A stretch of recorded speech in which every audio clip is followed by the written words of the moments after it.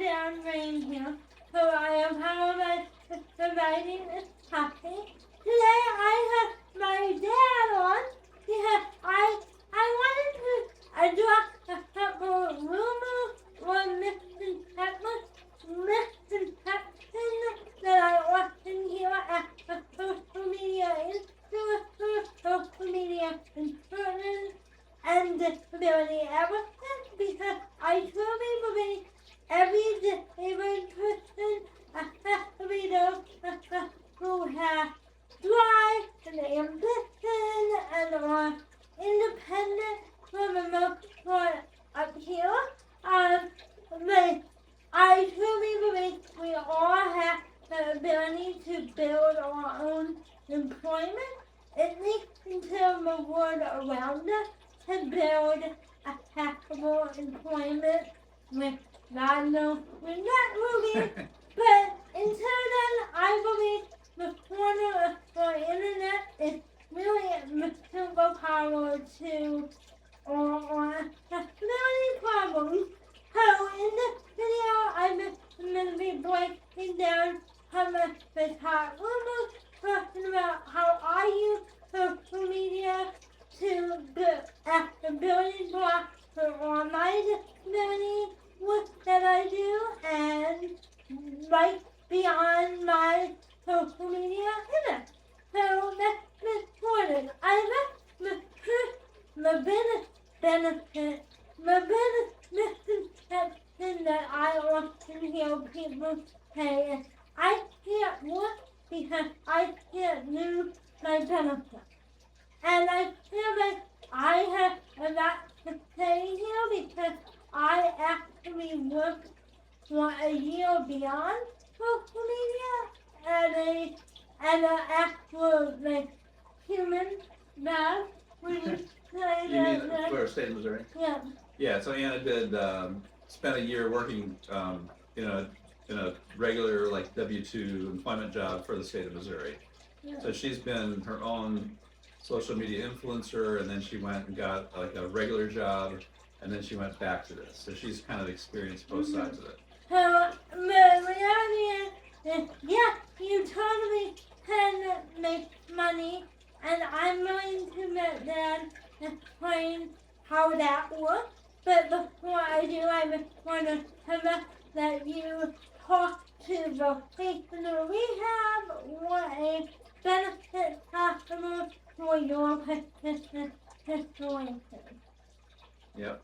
Do you want me to talk about like the income and all that? Mm-hmm. Yeah, because in my understanding, and you know, to be clear, we're not total experts at this, but we've been through it. We have some people, friends who are experts at this, and our experience is that when you, like, let's say you're making $950 from Social Security, I'm just giving a round number. So every month you get $950 from Social Security. If you were to take on work that, let's say, pays you $200 a month, for example, that you do some consulting or you do some sort of work that brings you $200 a month, Social Security has a formula where there's a little bit of allowance that allows you to keep a little bit of that income before they start netting it out, but basically they're going to net out that $200 from your $950. And they have, there's like a $60 or $80 or $85 allowance, and so what actually happens is instead of $950, they'll start paying you $750 because they know you're getting $200 from another source. So in the end, you're making the same money you were before, $750 from Social Security plus $200 from your other employment, you're back at $950. So you don't really lose anything, and in the formula you'll actually gain a little bit because Social Security has a little bit of a fixed amount that they'll allow you to make without taking any action on your benefits. So you'd probably make closer to $1,000 per month in that scenario, maybe a little more than 1,000. Mm-hmm. And so I think people have this worry that if I make any money at all, Social Security's going to cut me off, or they're going to drop my benefits, or whatever. And that's not really the case because they want people to work. You know, they don't want you to be afraid of working because of the benefits. So there's a formula there, and it's okay to make some money, and they have a way of netting that out. Now the process, I know you've been through the process with Social Security, is like crazy, and so you'll notify them, and it sometimes takes them months to make the change in their system, and so you have to assume that your benefits are going to change over time, and so sometimes there's a delay in how they implement it. So you have to be aware of that and maybe put the money aside because you know they're going to cut your benefit. But in the end, if you make money, it's not necessarily going to mean you have less income overall. And right? then beyond that, the more important thing that people are worried about is my Medicaid, my GFP support, my whatever, my VR Your support. eligibility for all that.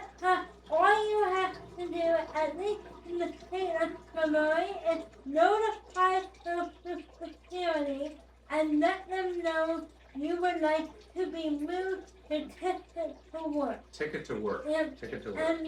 And there are probably other programs that look it up in your state if you're intending to work. If they're trying to incentivize you to work. And what that allows you to do is say, yes, I'm working, but I still need my support to work. So that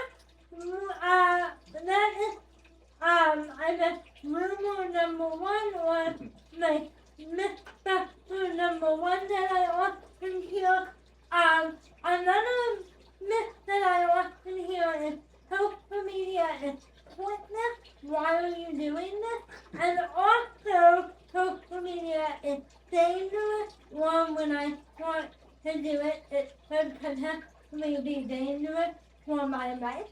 And the way I have always thought about it is I always thought about it as a hobby. I really, really like video editing and video creation and photography and all that stuff. Anyone I've been doing it for years for fun. Knowing that it would take me forever to gain the following that I have, or to even meet the requirements for monetization. However, what I did not anticipate to come from this beyond the wonderful audience and community I built within my phone is all the opportunities outside my phone. So my advocacy group, my job that I had with the state, multiple university contracts that I had for disability consulting, panels that I've been on, and even the potential to become a personal care attendant for somebody who I really love. So, as long as you build the credibility within an online presence, that can help you build outside opportunities in a community within your local community that can be multiple sources of little income here and there, even without having to meet the monetization process or requirements, not process. Of like YouTube Yep. and stuff. So even though I am still half that dream, it's not the only dream I relied on. Yeah, and that's a really important point because it doesn't matter if you're disabled or not. If you have a passion, if you join organizations and you put yourself out there and you get networked and you participate in things online, that social media, and I am very anti-social media in a lot of ways. Yeah, he doesn't. He doesn't. Instagram. I avoid it like the plague. He knows what TikTok is, and he. Unfortunately, I do know what it is. They all be on Facebook. I avoid it like the plague, and I think it's really dangerous in a lot of ways for children. I'm very anti-social media in a lot of ways, but in the case of trying to build your career, and especially for disabled people, it's a way to not only learn a lot of skills, because Anna has developed, and she did it all by herself, which I'm so proud of. She developed from high school on these skills of video editing and understanding the software and the systems of social media to try to figure out how to do what she does. But what we didn't anticipate is the people she met as a result of that, both in non-for-profits, government, and also just other disabled people and advocates. And she just developed this network organically. It's kind of like you don't have to be disabled. Anybody who wants to do anything in the world, the more you reach out, the more you participate in things, you meet people, and those things lead to opportunities. And so that has happened for Anna, and she got her job at the state because of it. She's got her a lot of consulting little contracts with various companies and not-for-profits because of it. And so her foray into social media really allowed her to meet people that matter the most, and in her life right now.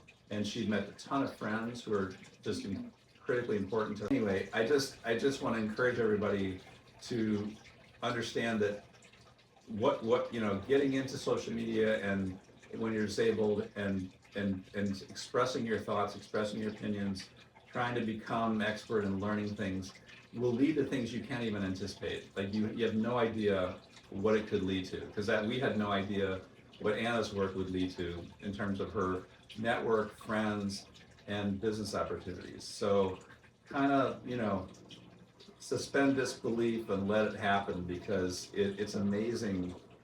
Like non-disabled world, it's amazing what you can do when you put yourself out there and try to learn and really care about it. And that's what Anna's done. It's been incredible. Yeah. And I take the opportunity when it comes to disability employment for a matter individual, because working a 9 to 5 for a matter is doable, but it's hard to have that reliable employment when you rely on so many different people and have been master support staff. Yeah, and it depends what the job is. Some Right. certain 9 to 5s would be perfect, and they work really well with the DSPs and with your disability. I mean, if you can find that, that's great, and if you like it, do it.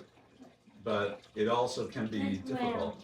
It's a little unusual and difficult. So if you can't do that kind of thing, and you are interested in, if you have a lot of thoughts you want to get out, and you enjoy collaborating with people. And the technology, I mean, Anna knew nothing about it until high school, and she started doing video classes in high school, and she learned about the software, and it just grew. And now she knows everything about every social media channel and how to do videos and how to do all this stuff. And it's just incredible what she's done. And so, I think, my comments about social media, the dangers of them, is more when you're using it for keeping up with your friends and doing more of the social stuff for teenagers is really dangerous, and it can give you some really bad ideas, or using it as therapy or things like that. But if you use it the way Anna's using it, to connect with a community and advocate for a community like the disabled community, it's all positive. It really doesn't have those negative aspects of other aspects of social media. Yeah, in my opinion. And along the line, is this something that you want to pursue for a stepping stone, or however you want to use it as a disabled individual? You can literally put it in your individual support plan. That's no problem. There's no rule about that, because your individual support plan is literally how you want to live your life. They literally ask you what your vision for a good life is. So like putting that all in there is not a harmful at all. It's actually helpful. Then you can build your support team around that. And if there are other people on your support team that say it's useless or whatever, but I heard a lot of people have choice with that. It's in your support plan. And by it, you mean meaning saying, I am a disability advocate, I am a disability content creator, and I need help with filming, subtitling, video, heading You up can say, my this is what I tripod. want to do, Yeah, this is what I am, this is my vision, yeah, and then that allows you to get the support you need Yeah. through your right, waivers or whatever you have to have people come help you do that, right? right. Yeah, And so then- people come and help you subtitle and help you, put the camera on you and Yeah. and that's okay And because you put it in your film out, ISP. Yep, and Yeah. film out in public, and and like if you have support have to or not, like believing in you or whatever it may be, like if you have it in there, you can minimally tell, hey, I never had to do that, but like, you can minimally say, hey, they're not doing this, and you may not even have to tell. You might be able to, they might automatically know, depending if they read your notes or not. Hmm. You know what I mean? Right. And they might be able to help you advocate on a system level. Right. And not to mention, like, even if it doesn't lead to all these great things, just if you enjoy, participating and sharing your thoughts and all that, it's fun to do. You'll meet new people and you'll learn skills that you maybe didn't have before of all the, because these social media, the applications, the video, the audio, it's all a whole new thing. It's cool to learn it, and there's skills that you'll be shocked. Like someday somebody might say, oh, you have those skills. I need help with that, and so the worst case is you'll learn some stuff you never learned before. You'll meet some people you never met before. And then the best case is it leads to things that could even generate income and be something that you really want to do in a bigger way in your life. So, but even the worst case is great because you'll meet people and learn new stuff, and there's no real downside to doing it. And what would you say to parents who are really afraid of spending their disabled, Christians do it happily if they are their own audience and have the right to, Right. write their own, not like write their own support plan, but have to say in what you're saying. It's not about rubbish. Yeah, I don't know what kind of fears there are among parents. Whether you're afraid for the person to be on camera and people to find out where they live, or something like that. I just don't think that's a big risk, but I understand if someone might think that, and I think it's good to have an understanding going in with your child or sister or brother, whomever, of what you're going to do and not what you're going to say and not say, and what you're going to disclose and not disclose about your private life. So that's good to kind of have an understanding up front and say, hey, you're going to do this. Let's never talk about this, but you can, here are the boundaries. And so it's good to set up some boundaries. That way you feel comfortable that your child or your, whomever is not exposing too much of your life that you feel uncomfortable with. But I think if you have that conversation and everyone's cool with it, then I don't feel like there are significant risks to it. And I certainly haven't felt that way about Anna, that I think the community, certainly the community that watches these kinds of videos, I don't think is a risky kind of community. No. So I have never felt uncomfortable with what she's done. But Anna's been careful. You don't throw your last name out, willy-nilly. You don't talk about where we live too much. I'm like too terrified to live. Yeah. But like, there's no problem if you want to tell your case manager, and like that is all going to help you in the morning. They're all actually here in Missouri. Mo assistive technology can actually help you. Like Missouri? Yeah, Missouri Assistive Technology? Can actually help What's that? you make a shipment to help for the YouTube channel. Really? You needed that, yeah? Oh, is that covered by, is that paid for somehow? Medicaid. Oh, Medicaid. And So Missouri Assistive Technology? You must have to have it in your ISP, that is the move that you're looking A goal, for. yeah. yeah, like, run in there, they're all way to help you fund whatever we're doing now. That's cool. Yeah. So, like, I don't, like, you know, this cinema in at night have their butt on fire about it, you know? Yeah, it's sort of an okay thing to like Yeah. put it in there Right, and then try to get things funded and Right. all that. Yeah. And I mean, you probably done, have you done any videos on what you need to actually do this, like equipment wise and all that? Yeah. You have, right? Yeah, Yeah. I thought you did a long time ago. yeah. It asked me I had a brand new video about it. Oh, cool. Yeah. Yeah. Yeah. All right. Alright. We all this video help if the one please like this video if you're new to my community. Welcome, please subscribe and comment down below any questions you may have. And I'll see you in the next one. Bye bye. Bye.